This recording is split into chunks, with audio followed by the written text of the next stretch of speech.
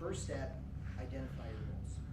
So if you have a pen and a piece of paper there, what do you see your top roles in life as being? Now, if you've never given much thought to what your roles are, just write down what comes to mind first. Here's some hints. You've got yourself, you've got your family, you've got roles in your work. Look at your next week and think, where do you see yourself investing time and energy?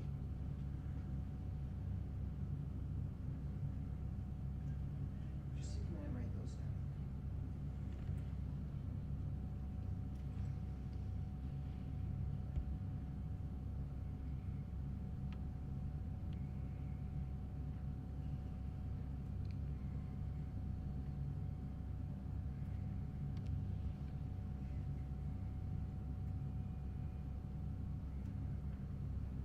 Step number 2, identify 1 or 2 key results that you think you should accomplish in each of those roles over the next week.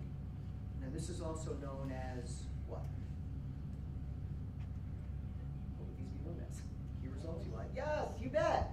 These are known as goals. Ideally, your weekly goals will be tied into the longer term goals of your personal vision. Which, if you don't have one, maybe we should talk. You need to determine what your future is going to be before you can create it. But even if you don't have a personal vision, you start to get a sense of what's important as you identify your roles and 1 or 2 key results for each.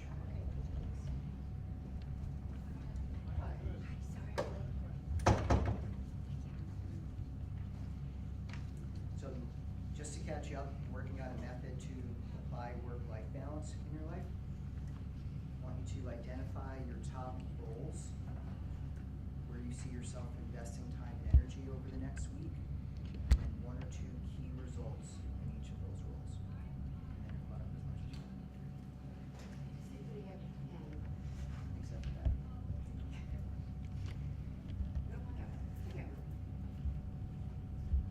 So we've got roles, we've got your goals. Anybody want to take a guess for what the next steps could be?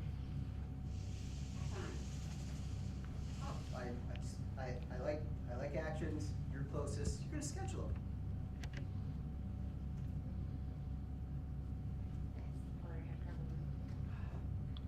Here's what you can do. Once you do this exercise, take out your calendar, whether it's on your phone, your paper calendar, and put your goals into the next week. If you have a fitness goal, you might want to block off an hour, 3 or 4 days a week. I'm training for a 10K right now, and I blocked out Wednesday evenings and Sunday mornings for my running club. And I kind of fit in the rest of the work during the week where I can fit it. If you have family goals, that might just be weekends, maybe evenings. So you want to make sure that you take your goals, schedule them as a priority on a certain day, a priority action, or maybe even set an appointment with yourself.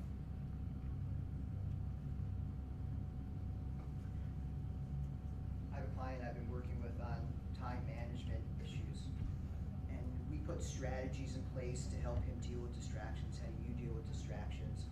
He was clear on his goals, so he knew how to invest his time. How do you invest your time? And he was planning his week a week in advance so he could better deal with the unexpected. How do you deal with the unexpected? Here's your next evolution, I said. Write down your top roles in life. You saw that's easy. Husband, father, company president, rock star.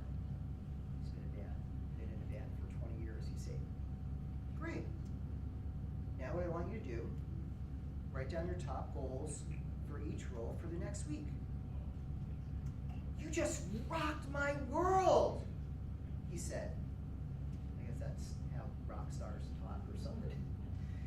He said, I've only been setting business goals. I haven't been setting goals in the most important areas of my life. I feel like such a schmuck. Well, I had to talk him down off of that ledge.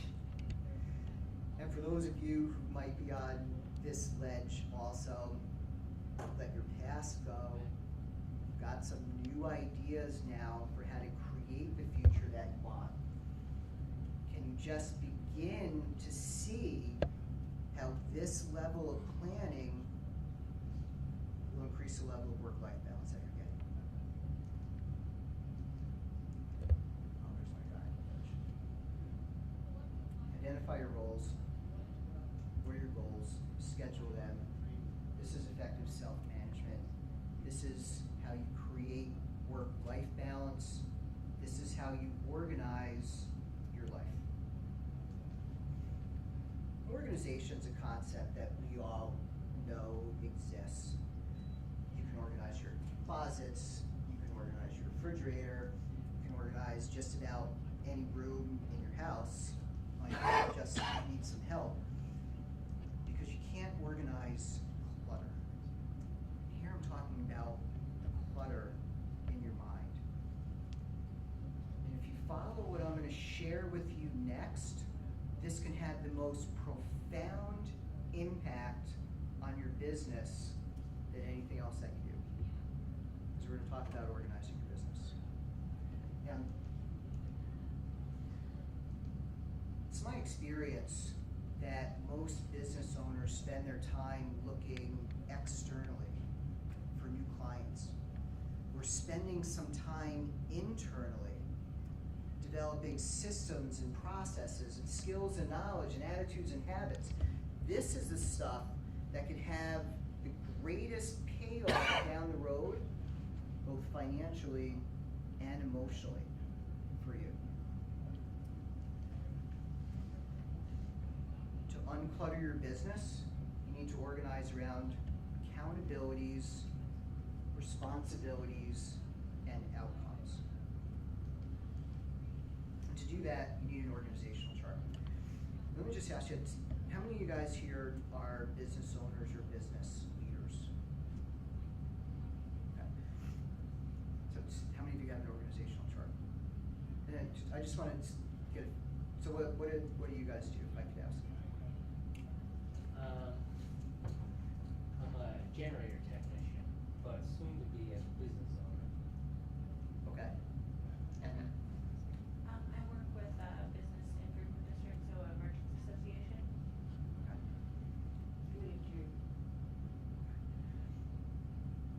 So based on your answers, not having an organizational chart, I can probably tell you whose business works as smoothly as it could. I can probably tell you who wants to be more proactive as opposed to reactive. I can probably tell you who has an easier time of deciding what's most important and what's least important. Because an organizational chart describes how your business should run. It can be complicated, or it can be simple. It just depends on the outcomes you want and the accountabilities that are required. This is what I've done for my business. And I'll walk you through this just so you understand it for yourself, so you can own this concept. As I was working on this, my 7-year-old looked over my shoulder and he said, "Daddy, how come your name's in every box?" I said, "Well, because I guess I have a lot of jobs." So here's the responsibilities. Stakeholders, that's who ultimately profits. That's a pretty tough responsibility to have. The president/COO is responsible for overall results and strategy for the business. VP of Sales and Marketing determines target markets, messaging, and overall sales goals. VP of Operations is responsible for maintaining clients and retaining clients by delivering what's promised. VP of Finance is responsible for determining profitability and maintaining profitability. And you can see there's sub-roles, sub-responsibilities for each of those roles. So here's some of the desired outcomes or expected outcomes from each role. So for the president, achievement of the vision, planning, increasing overall effectiveness.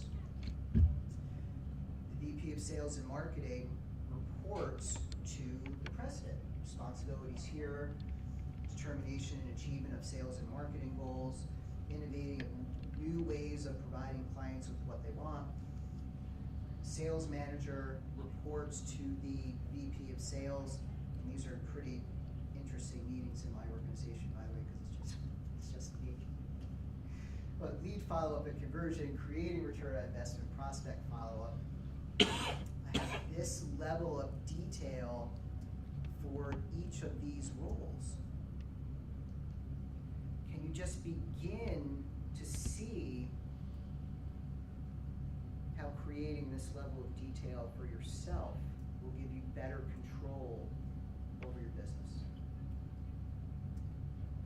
It's with this level of control that you can make better choices. This level of control and detail in your business will give you more time and less stress. So I've shared with you today some concepts which might be very different to the way that you guys have been doing things. What happens when you're exposed to new concepts is you might think that you were wrong. You don't want to be wrong. Or you might say, here's where I'll go with this. Don't be this guy on the ledge. Use what I shared with you today to create the business and the life that you want. This is how you take control of your life. This is self-management, roles, goals, and scheduling. This is how you take control of your business. Create an organizational chart around responsibilities, accountabilities, and outcomes. Use these concepts to create the life that you want.